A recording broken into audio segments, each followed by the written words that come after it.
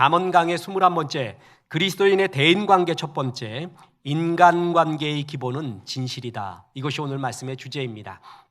이제 우리의 잠언 말씀은 인간관계로 넘어왔습니다. 인간관계에 대한 잠언의 말씀입니다. 음식이 보여줄 수 있는 최고의 본질은 맛입니다. 그리고 인간관계에서 보여줄 수 있는 최고의 본질은 진정성, 진실입니다.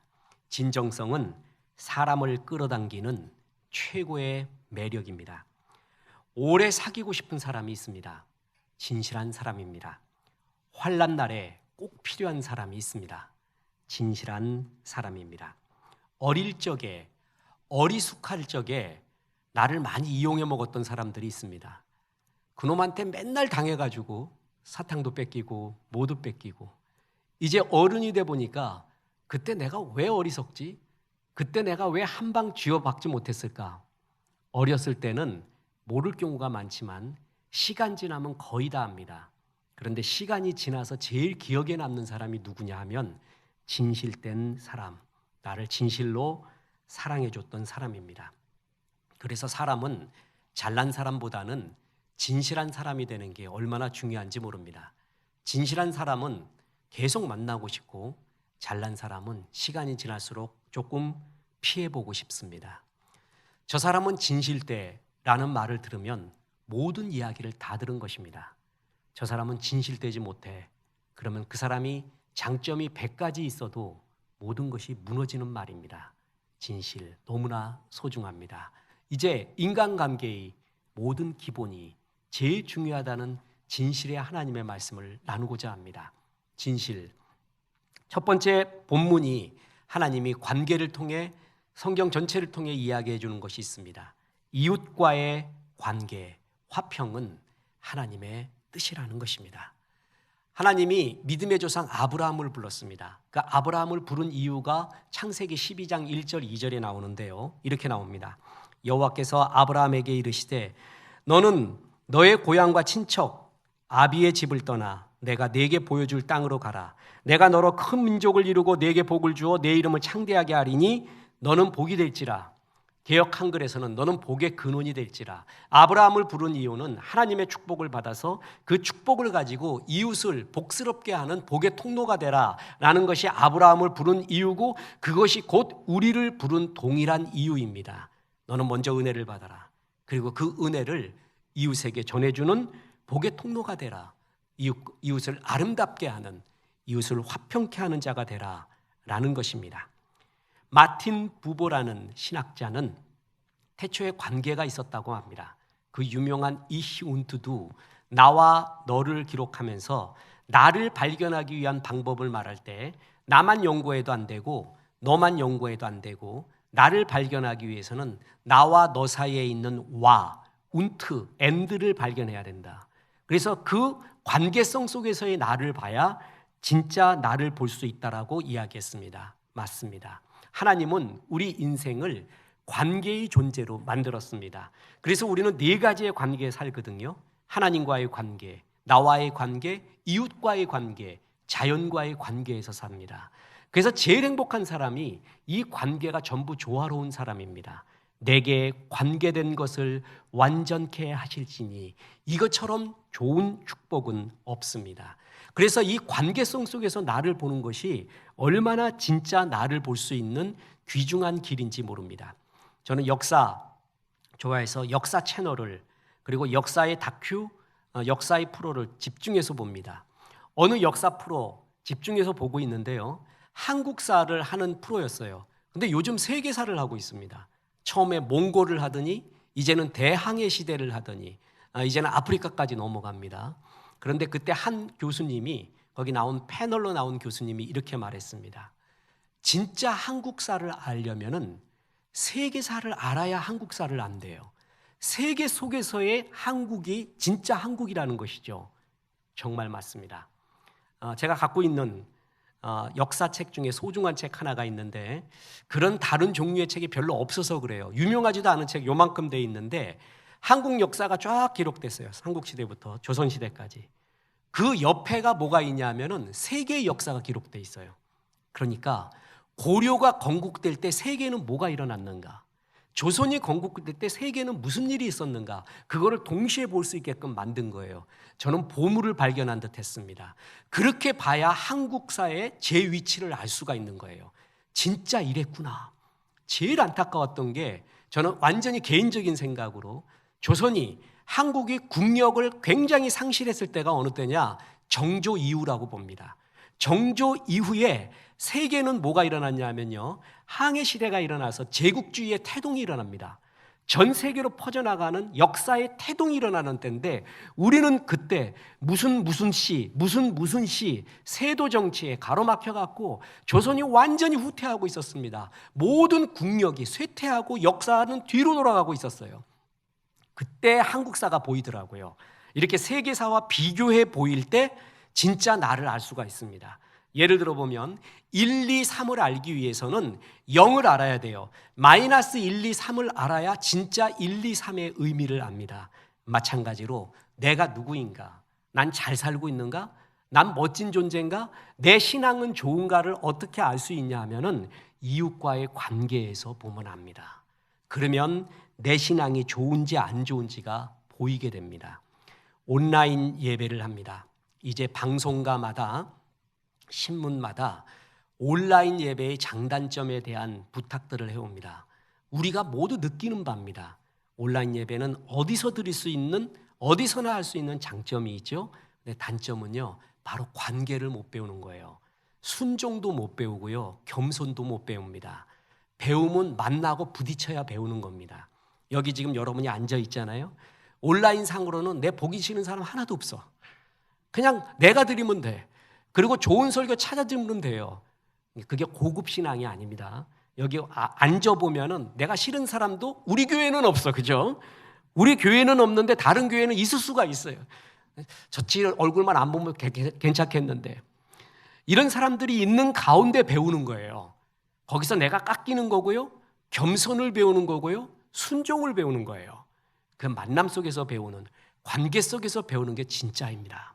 그래서 하나님께서는 우리를 관계의 존재로 만들었고, 그 관계를 회복하는 존재로 만들었고, 관계를 아름답게 하는 평화의 사도가 되라고 우리에게 사명을 줬다라는 것이죠. 그래서 신앙이 좋아진 사람은 이웃과의 관계가 회복되는 모습을 성경은 많이 보여주고 있습니다. 그 대표적인 게 삭개오의 이야기입니다. 삭개오는 세리로서 세금 걷는 나쁜 세관이었죠. 그래서 유대민족의 세금을 왕창 걷어가지고 로마에 조금 넘겨주고 자기가 착복하는 그런 매국노적인 이웃과의 관계가 다 끊어진 그런 존재였습니다. 그 존재를 예수님이 이름을 불렀습니다. 이름 불러주심 대단하죠? 은혜 받는 거는 이름 불러주시는 거예요. 저 설교는 꼭 나 들으라고 하는 것 같다. 그게 지금 은혜 받고 있는 중이에요. 그리고 하나님이 이름을 불러주고 있는 중입니다. 그래서 삭개오의 이름을 불렀더니 삭개오가 응답을 합니다.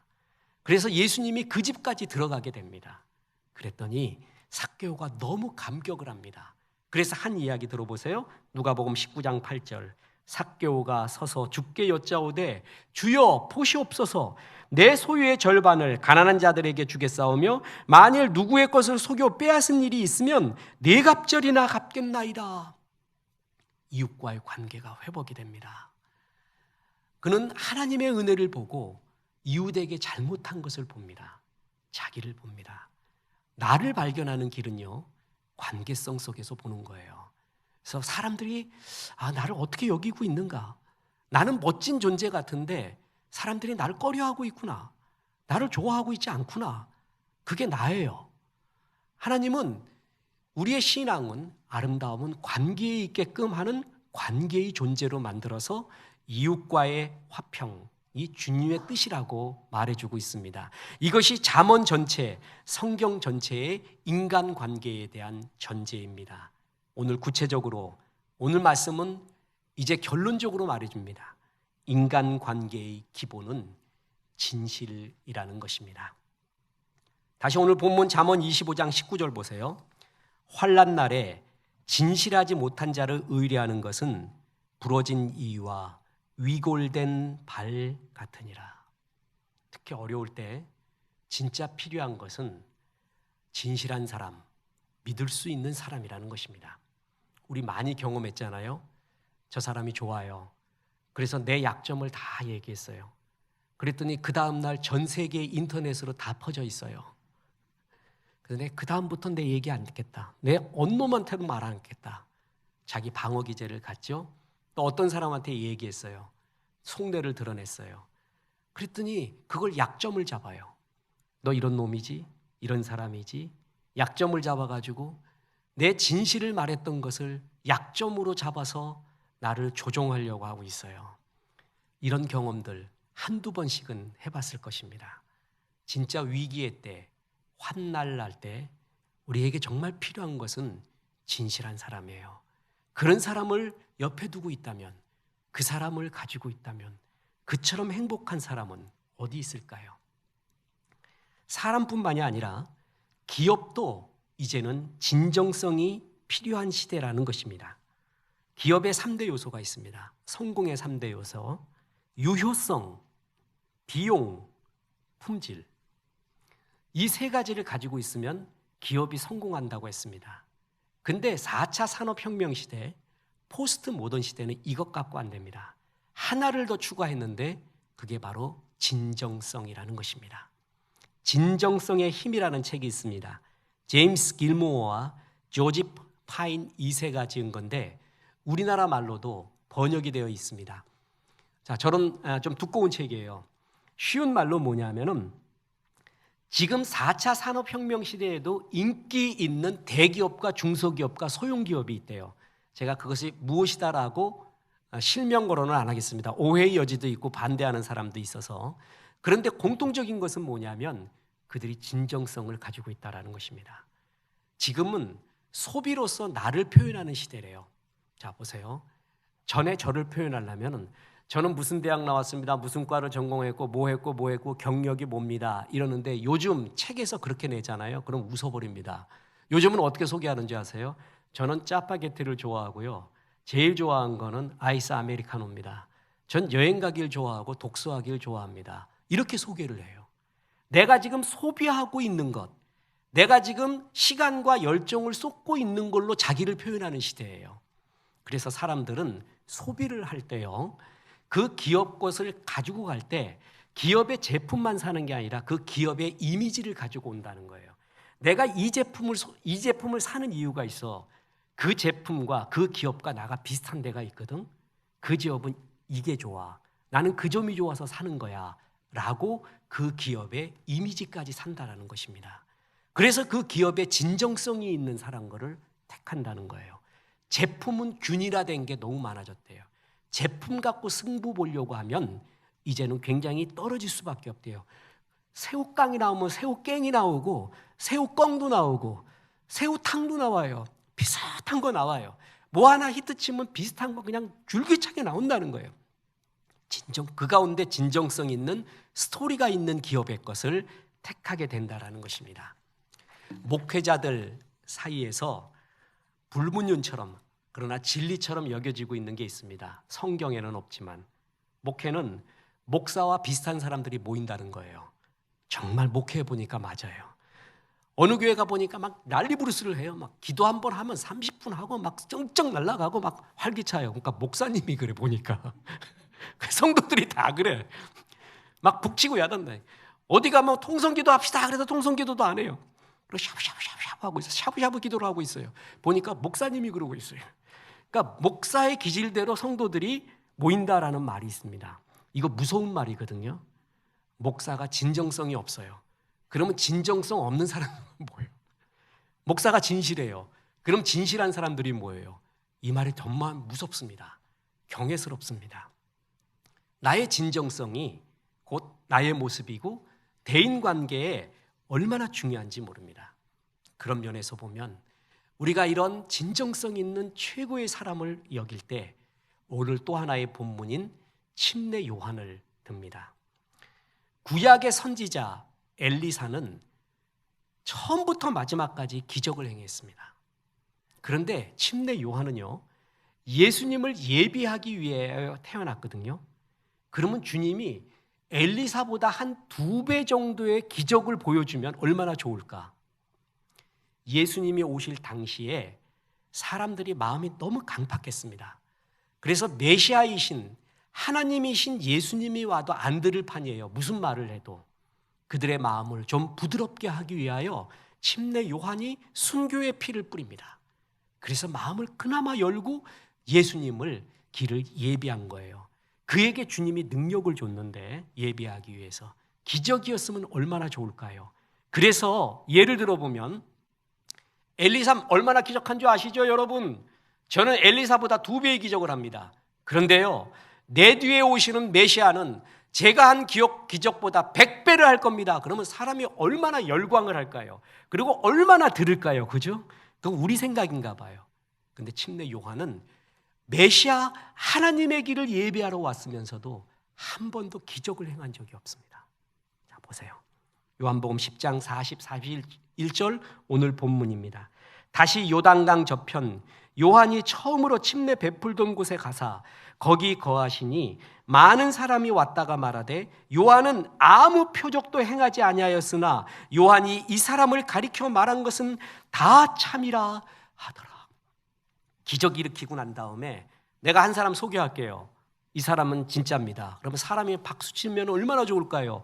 요한은 그런 기적 한 번도 행하지 않았어요. 그리고 그가 했던 설교는 청중들이 정말 듣기 싫어했던 회개하라 이 독사의 스키들아 이러면서 박치기 설교하세요. 어떤 분이 연구를 했어요. 무슨 성장 연구소에서 성도들이 평균 박치기 설교 5번 들으면 기절해버린대요. 3번 들으면 마음이 분열이 일어나기 시작하고 5번 들으면 기절을 해버린대요. 근데 침례 요한의 설교는 전부 박치기 설교예요. 회개하라 그러면서 듣기 싫은 거예요. 그런데 요한을 좋아했어요. 어느 정도로 좋아했냐 하면은 요한이 혹시 메시아가 아닐까 할 정도로 요한을 신뢰했어요. 다시 말합니다. 한 번도 기적을 행하지 않았는데 말입니다. 그가 갖고 있는 진실의 힘, 진정성의 힘이었습니다. 그래서 말합니다. 요한이 이 사람을 가리켜 말한 것은 다 참이라 하더라. 저 사람 말은 다 믿어요. 그가 갖고 있었던 진실의 힘, 그것이 지금 이 시대에 정말 필요한 겁니다. 왠지 아십니까? 기적은요, 이미 인공지능과 로봇을 통해서 너무 많은 기적이 일어나고 있습니다. 옛날에 기적이라고 여겼던 것이 지금 현실화되는 것이 얼마나 많은지 모릅니다. 인공지능이 그거 하고 있고요, 로봇가 그걸 하고 있어요. 제 몸이 지금 이렇게 철심받고 주 앞에 설교할 수 있는 것도 바로 하나님이 주신 일반 은총인 의학의 기술 때문에 가능해요. 이게 10년, 20년 전이라면 기적이라고 했어요. 그런데 그 기적으로 보였던 것이 일반화되고 있는 시대에 우리가 살고 있습니다. 이때 내가 기적을 많이 행한다, 신기한 기적을 행한다, 별로 이제 주목을 끌지 못합니다. 그리고 그 기적이 진짜인가 검증하는 시대입니다. 지금 진짜 필요한 게 뭔지 아세요? 진실이라는 것입니다. 지난 시간에 책을 소개했었습니다. 데이비드 sak스의 아날로그의 반격. 그 아날로그로 젊은이들이 회귀하는 이유가 뭐예요? 진짜를 느끼고 싶다는 거예요. 불편하더라도 내 오감으로 느끼는 진짜, 디지털의 세계가 빠르고 정확하고 그렇지만 진짜가 아니라는 거 누구보다도 알아요. 진짜 같이 보이지만 진짜가 아니라는 걸 알아요. 그래서 진짜를 체험하고 싶은 마음이 우리 가운데 있는 거예요. 보세요. 붕어빵에는 뭐가 없어요? 붕어가 없어요. 근데 난 진짜 붕어 한번 보고 싶은 거예요, 붕어. 그리고 여러분, 난 진짜 제일 속은 게 뭐냐면 이것도 여기 사장님이 지금은 안 그럴 수 있는데 바나나 우유입니다. 바나나 우유를 제가 되게 좋아했어요. 여러분, 바나나에 대한 추억 아세요? 지금 바나나 그러면 젊은이들 모릅니다. 우리 나이 때 그 바나나는 소풍 갈 때나 먹은 거예요. 그죠? 그것도 반쪽, 칠성 사이다하고 이렇게. 그거 가져가갖고 그거 다 찌그러진 거 그거 먹는 기쁨, 김밥하고 말이에요. 바나나 얼마나 비싼 줄 아시죠? 오죽했으면 아프면 좋겠다 이런 거예요. 누가 문병 오면서 바나나 사오니까. 그런 시대가 있었단 말이에요. 그때 나온 게 바나나 우유예요. 그때 바나나 한 접의 가격이 사과 항상자보다 비쌌습니다. 그런데 바나나 우유를 어떻게 바나나를 넣고 만들겠어요? 근데 그거 몰랐지요.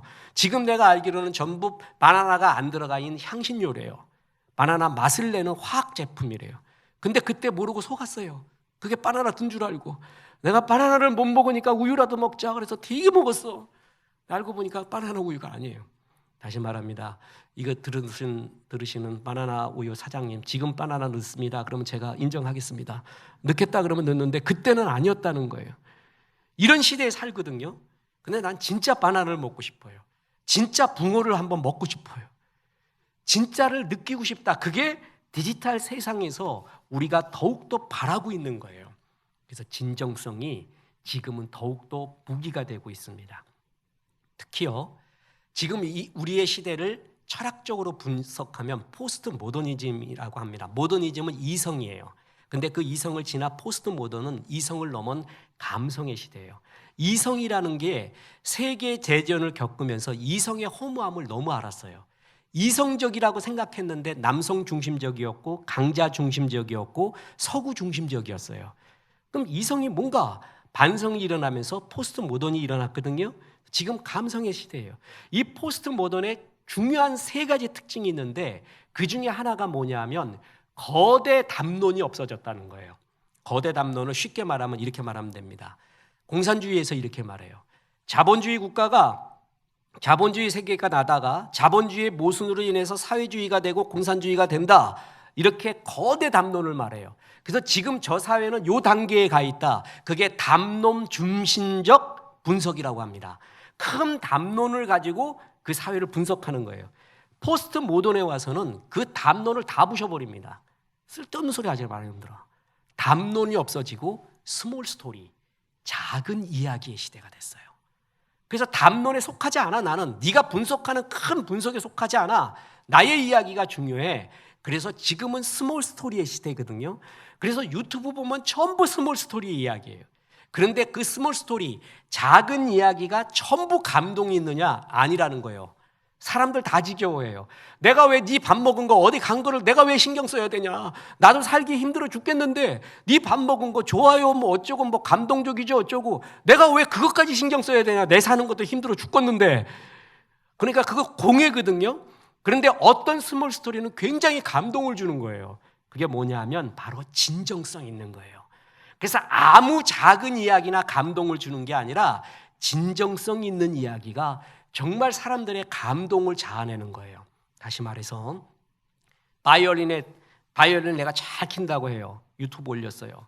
사람 관심 없어요. 더 잘하는 사람 많아서. 그런데 어떤 사람이 사고로 인해서 하반신을 쓸 수가 없습니다. 저는 지금 실화를 말하고 있습니다. 이 사람이 삶을 포기하려고 했습니다. 그런 가운데 바이올린을 배우기 시작했습니다. 그래서 바이올린을 배우는 과정을 유튜브에 올리기 시작했어요. 그래서 한 달 동안에 배워서 겨우 배운 게 뭐냐면 반짝반짝 작은 별을 단음으로 칠 수 있어요.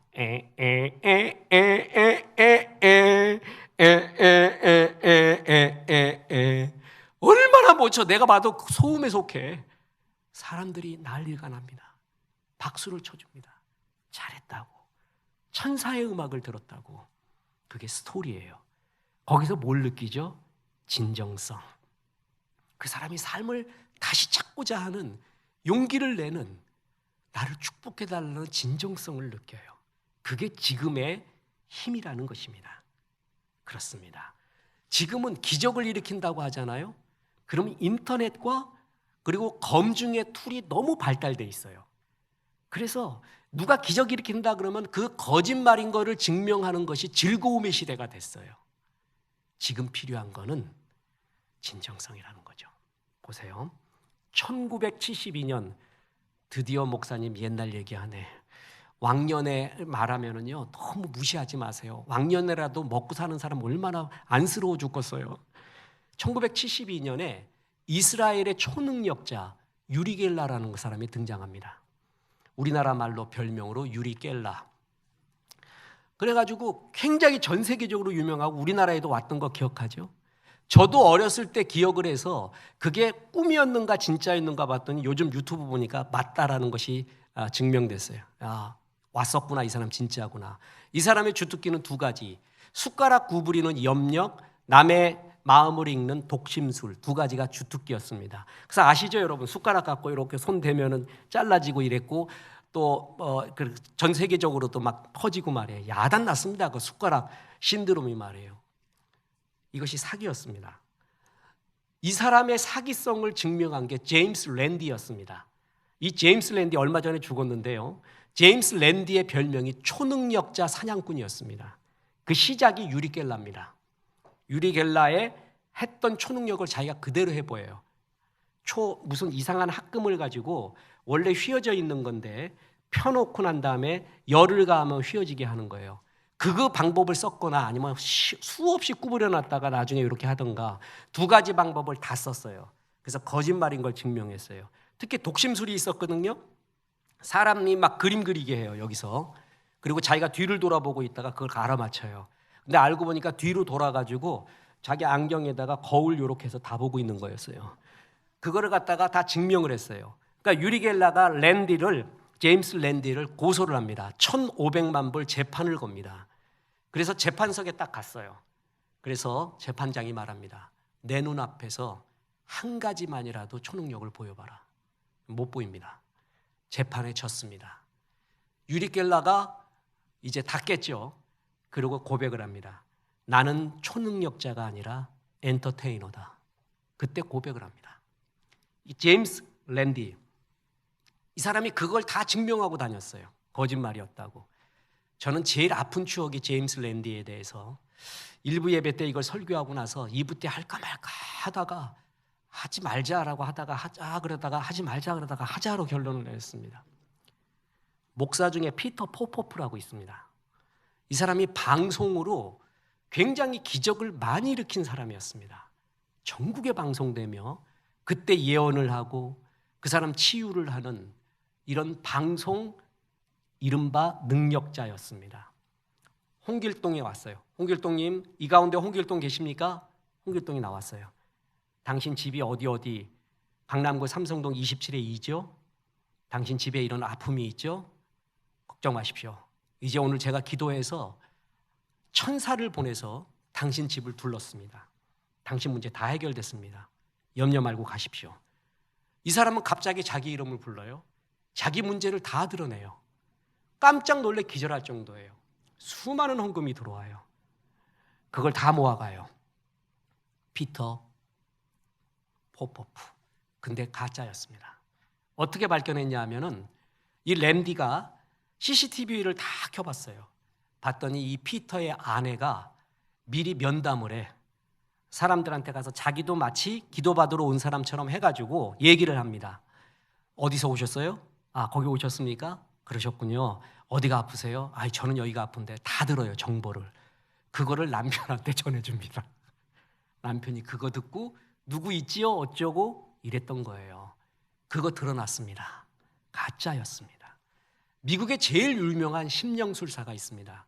이 사람이 랜디가 만나보자고 하자 6개월 동안 잠적을 합니다. 안 보여. 뭐하러 갔냐 그랬더니 굴 속에 기도하러 갔대. 그랬다니 뭐 할 말은 없는 거죠.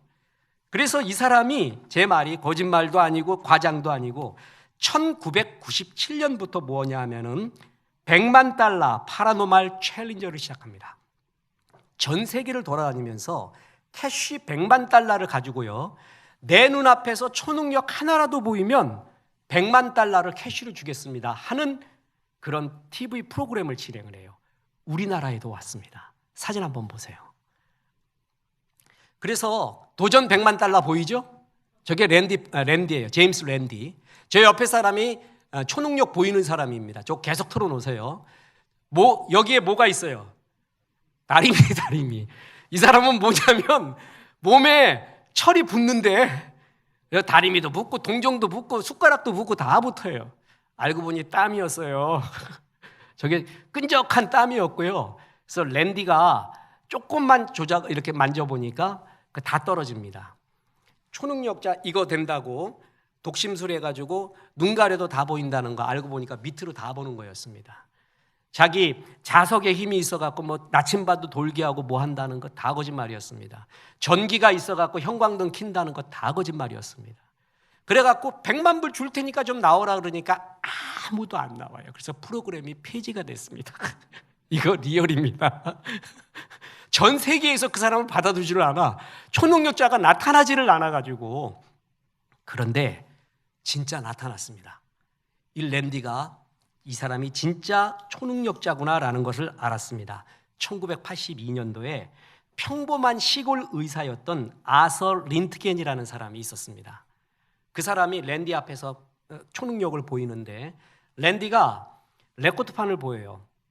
그랬더니 차이콥스키의 몇 번 교향곡, 모차르트의 몇 번 교향곡, 그 많은 레코드판을 다 알아요. 이거 제목도 안 보고 그냥 레코드판 검은 것만 보고. 그래갖고 이 랜디가 이 사람 진짜인가 한 번 더 테스트하기 위해서 똑같은 판, 똑같은 거죠. 곡을 갖다가 한 번 더 보여줬어요. 그랬더니 이거 아까 보여줬잖아요. 이거 모차르트의 몇 번 곡이잖아요. 이래요. 랜디가 인정을 합니다. 이건 진짜 초능력이라고. 그랬더니 이 의사 아서 린트겐이 말합니다. 초능력 아닙니다. 눈썰미였습니다. 그래요. 이 사람은 클래식의 광팬이었습니다. 모든 레코드판을 다 모았어요. 다 들었어요. 그랬더니 레코드판이 나무의 나이테처럼요. 이 간격이 있잖아요. 그 간격만 보면 무슨 곡인 줄 안다는 거야. 너무 좋아해갖고. 그래갖고 어떤 레코드판을 갖고 와도 이게 클래식에 관한 하는 무슨 곡이라는 걸 다 아는 거예요. 눈썰미였다는 거죠. 이 사람 속이면서 100만 불 갖고 갈 수도 있었는데 랜디와 웃으면서 이것도 눈썰미였다라고 말합니다. 결론은 뭡니까? 한 명도 증명을 못합니다. 지금 축구의 세계에서 오심이 굉장히 많은 거를, 주심의 오심이 굉장히 많은 걸 알아서 비디오 판독도 합니다. 오심이 굉장히 많아졌어요. 그러면 옛날 축구 주심은 굉장히 정확하게 지금은 가짜인가요? 지금은 능력이 떨어지는가요? 아니죠. 뭐 때문에 축구에 오심이 많은 걸 알았죠? 카메라 때문이에요. 방송 관계자 말 들어보니까 보통 48개가 간대요. 보통. 그건 보통이라고 했어요. 48개가 가니까 다 보이는 거예요. 그러니까 오심을 정확하게 잡아내는 거죠. 제가 기독교 방송국에 가서 세미나를 하거나 뭘 하잖아요. 카메라 12대. 거기에 질려버려요. 그냥 모든 곳에서 다 쏘아요. 조명과. 이런 가운데서 어떤 속일 수도 있을 수가 없는 거예요. 지금 시대가 그래요. 옛날에 어수룩해가지고요. 기적 행한다 그러면 와와 갔어요. 한강에서 지금 기적 일으킨다고 해보십시오. 그 사람들 모아보십시오. 이단처럼. 그러면 사람들이 가서 다 믿을 것 같아요? 제일 먼저 카메라맨들이 출동합니다. 그래갖고 이게 진짜인가 가짜인가 증명을 합니다. 그런 시대에 왔어요. 지금 기적은 AI와 로봇을 가지고 거의 많이 이루어지고 가짜였던 기적들은 가짜였음이 너무나 증명되는 시대에 살고 있습니다. 저는 기적을 믿습니다. 아직도 성령의 능력으로 기적이 일어나고 은혜가 일어난다는 것을 1000% 믿습니다. 그러나 가짜 기적도 가짜 기적을 가지고 사용하는 사기꾼 같은 무리도 정말 많이 있습니다. 특히 이단들이 그렇습니다. 속지 마십시오. 지금의 진짜 힘은 기적을 일으키는 힘이 아니라 진정성이라는 것입니다. 그것이 지금은 진짜 힘이라는 것입니다. 여러분 장기하라는 가수 아세요? 저는 지금 최첨단과 아주 옛날의 중간을 지금 말하고 있습니다. 이제 BTS도 들어가야 됩니다. 장기하의 노래 중에 싸구려 커피라는 노래 있습니다. 그에 대해서 송기령이라는 어느 저널리스트가 나의 서재에서 이런 발표를 했습니다. 한번 보십시오. 장기하의 싸구려 커피라는 노래 가사입니다. 싸구려 커피를 마신다. 미지근해 적잖이 속이 쓰려. 한동안 언론에서는 장기하를 88만 원 세대를 대변하는 가수라고 보세요. 지금은 그 시대예요. 그 사람이 자취하는 게 뭐 잘못이야. 그런데도 사람들은 감동성이 떨어진다고 얘기할 정도예요. 왜냐하면 진짜였냐 이거예요. 진짜였냐. 사람들이 지금 원하는 게 진짜라는 거예요. 진짜. 그게 감동을 주는 시대가 왔다라는 거예요. 저는 제가 제일 존경하는 목사, 사역자, 선후배가 있습니다. 주님을 정말 저 사람 사랑하는 것 같다라는 것을 느껴지는 사람이 있어요. 그 사람의 현재의 위치와 테크닉과 상관없이 제일 부럽고 존경스럽습니다. 다윗이 그랬습니다. 다윗은 아버지가 양을 맡겼어요. 사자나 곰이 왔어요. 보겠습니다. 사무엘상 17장 33, 34, 35.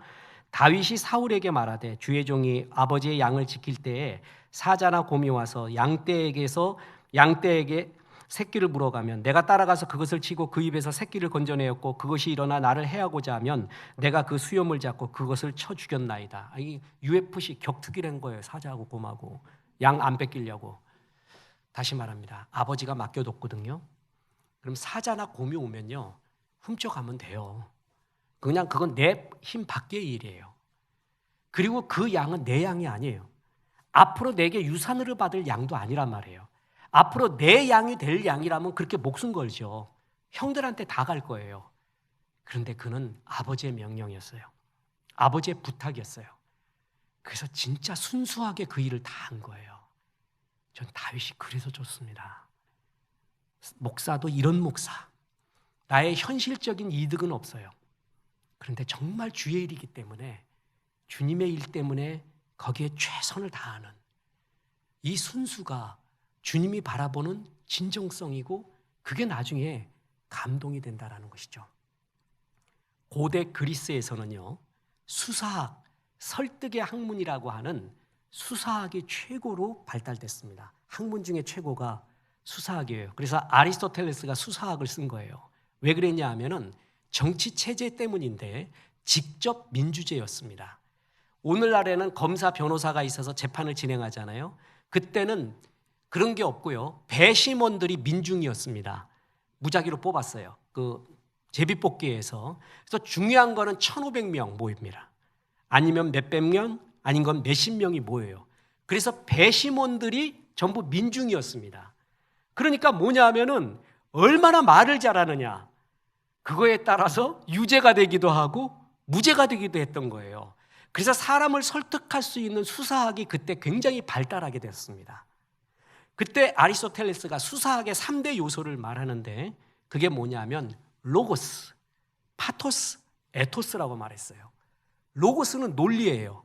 논리의 힘. 얼마나 정확하게 객관적 보편 타당성 있는 논리가 있느냐. 그리고 파토스는 뭐냐면 감성의 힘, 호소력, 공감력이에요. 그게 파토스예요. 그런데 에토스가 있대요.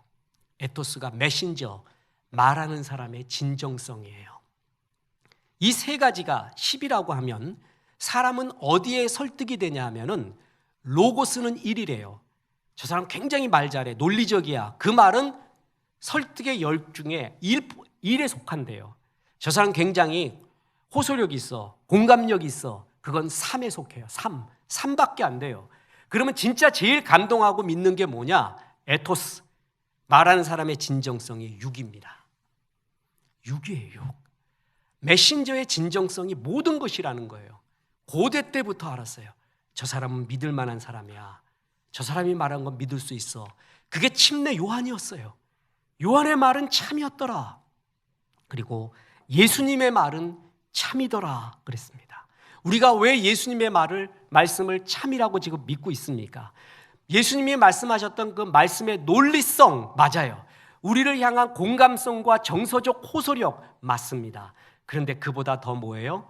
우리를 위해 십자가에 죽으시는 삶의 진정성, 나를 진짜 사랑하시는 진정성, 그게 예수님을 더 믿고 감동적으로 여겨지는 거 아닙니까?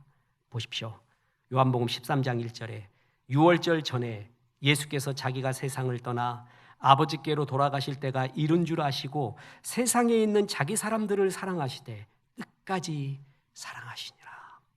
그것 때문에 감동받는 거예요. 그가 한 말이 아니라, 멋있는 말이 아니라 진짜냐. 제가 지난번에도 얘기했다가 하숙집 아주머니한테 죄송하다고 하고 하숙집 아주머니 존경한다고 말하지만 어쩔 수 없이 또 설교할 수밖에 없는 이 현실. 하숙집 아주머니와 어머니의 차이가 뭡니까? 하숙집 아주머니가 엄마보다도 더 매너 있어요. 음식도 더 잘 만들어요. 그래서 학생 밥 먹어요. 음식도 더 잘해. 우리 엄마보다. 그리고 컴퓨터 오래 하고 있으면 얼마나 인격적인지 몰라요. 학생 이러면은 눈 버려요. 몸 상해요. 젊은 날 몸 조심해야지. 조금만 보고 자요. 얼마나 인격적이에요. 엄마는 안 그래요. 빨리 밥 먹어요. 반찬 투정하지 마. 주는 데다 다 먹어야지. 그럼 막 해줘요. 그리고 컴퓨터 밤새 보니까 확 꺼버려요. 그냥 속에서 확 꺼버려요. 무식의 첨단을 걷고 있어요. 그런데 하숙집 엄마보다 엄마가 좋아. 하숙집 아줌마보다. 왜 그러죠? 우리 엄마는 날 사랑해요. 위기, 환난 날이 오면은 우리 엄마는 나를 위해 눈도 뽑아주고 팔도 뽑아줄 뿐이에요. 지금 매너 없지만 자식은 그걸 너무나 잘 알아요.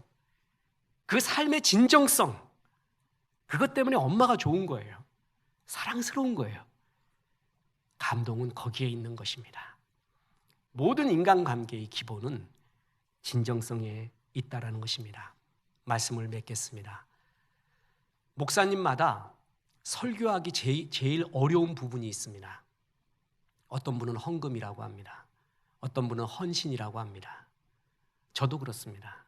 근데 저는 더 어려운 설교가 있습니다. 바로 오늘 같은 진실에 대한 설교입니다. 저는 피하고 싶습니다. 진정성에 대한 설교는, 진실에 대한 설교는 피하고 싶습니다. 왜냐하면 내가 그렇게 진정성 있거나 진실되지 않기 때문에 그렇습니다. 나는 진짜 존경하는 사람이 그런 진실한 사람을 볼 때예요. 그런 목사 볼 때예요. 그땐 정말 하나님이 살아계신 것 같아요. 그래서 너무 좋아요. 너무 존경해요. 진짜 그를 마음껏 축복하고 같이 있고 싶습니다. 생떼쥐베리가 어린 왕자에서 세상에서 제일 어려운 일은 사람 마음을 얻는 일이라고 했어요. 이거는 생떼쥐베리뿐만이 아니라 우리 모두가 느껴요. 왜 그런 줄 아세요? 우리 모두가 죄인이에요. 그래서 하나님 영광에 이르지 못하는 모든 사람이 죄를 범한 죄성이 있는 존재라서 진실하지 않아요. 그래서 사람 진짜 얻기가 정말 어려워요. 이런 시대에 우리가 살고 있습니다. 그러면 끝으로 말합니다. 어떻게 진실해질 수 있을까요? 하나님 앞에 우리의 죄성을 겸손하게 그대로 말하면서 나는 그렇게 멋있는 존재 아닙니다. 의로운 존재 아닙니다. 하는 걸 하나님 앞에 먼저 겸손하게 얘기해요. 하나님이 제단 숯불에서 주의 숯불을 내 입에 대고 내 가슴에 대줄 때 아멘 하며 나를 도와달라고 기도하세요. 그것부터 시작해야 됩니다. 하나님 앞에 진실해져야 됩니다. 이사야가 주의 영광을 보았을 때 은혜 받으면 이것이 마귀로부터 온 은혜인가 내 기분으로 방방 뜨는 건가 성령으로부터 온 건가를 구별할 수 있는 제일 좋은 척도가 하나 있습니다. 은혜를 받으면 회개가 나옵니다. 마귀는 두 가지가 없는데 회개의 눈물이 없고 즐거움의 웃음이 없어요. 그런데 회개의 눈물이 막 나오잖아요. 그건 성령이 주신 것입니다. 은혜를 받았어요. 주님의 영광을 봤어요. 그랬더니 이사야가 내 입술이 너무 부정합니다. 내 마음이 너무 부정합니다. 하나님 못하겠습니다. 라는 회개가 나왔습니다. 보세요. 이사야 6장 5절에 그때 내가 말하되 화로다 나여 망하게 되었도다. 나는 입술이 부정한 사람이요 나는 입술이 부정한 백성 중에 거주하면서 만군의 여호와이신 왕을 배웠음이로다 하였더라. 그때 그 스랍 중 하나가 부젓가락으로 제단에서 집은 바 핀 숯을 손에 가지고 내게로 날아와서 그것을 내 입술에 대매 이르되 보라 이것이 내 입에 닿았으니 내 악이 제하여졌고 내 죄가 사하여졌느라 하더라. 주의 영광을 보니까 진정성이 없는 자기의 입술을 봐요. 진정성이 없는 자기의 마음과 생각을 봐요. 이게 못 견디겠어요. 난 못하겠습니다 하니까 주의 성령이 주의 제단에서 숯불을 갖고 와서 이사야의 입에 댑니다. 그리고 우리의 마음에 댑니다. 괜찮다. 주의 성령으로 주의 마음으로 네 입과 마음을 깨끗하게 해줄 테니까 너는 주의 일을 해라. 이게 순서입니다. 다시 말합니다. 진정성 있는 사람은 없습니다. 의인 없습니다. 의로운 채 할 거 없습니다. 나는 진실해 말도 할 필요가 없습니다. 그런 사람 없어요. 주님 앞에 난 이런 죄인입니다. 이런 죄성이 있습니다. 주님 나를 도와주옵소서. 그때 성령께서 내 입을 그리고 내 마음에 기름 부어주시고 역사할 때 그 깨끗해짐을 가지고 사람을 대할 수밖에 없는 게 우리들의 모습이라는 것입니다. 주님 앞에 먼저 진실한 것, 주 앞에 먼저 깨끗한 것, 주님 앞에 이 부정한 것을 아뢰는 것, 그래서 도와달라고 말하는 것, 거기부터 시작되면 됩니다. 의로운 채 하는 사람, 제일 힘든 사람입니다. 제일 주의 일하기 어려운 사람입니다. 그 사람은 너 의롭지 않다 회개하라 그러면 얼마나 싫어하는지 모릅니다. 주님 나는 이런 존재입니다. 이렇게 못난 존재고 이렇게 부정한 존재입니다. 그 사람 정말 가능성 많습니다. 주 앞에 그렇게 진실한 자에게 성령은 기름 부어줍니다. 제단 숯불을 내 입에다가 가슴에 대어줄 겁니다.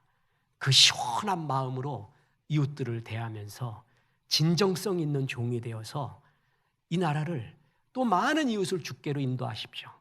앞으로 대통령 뽑습니다. 그리고 많은 지도자 뽑습니다. 이런 진정성 있는 리더들 나오기를 주 예수의 이름으로 축원합니다. 우리 이제 중요한 일을 앞둔 자녀, 대학 입시 본 우리 자녀들, 사랑하는 자녀들, 사랑하는 이웃들 생각하며 이 축복에 찬양합니다. 너는 시냇가에.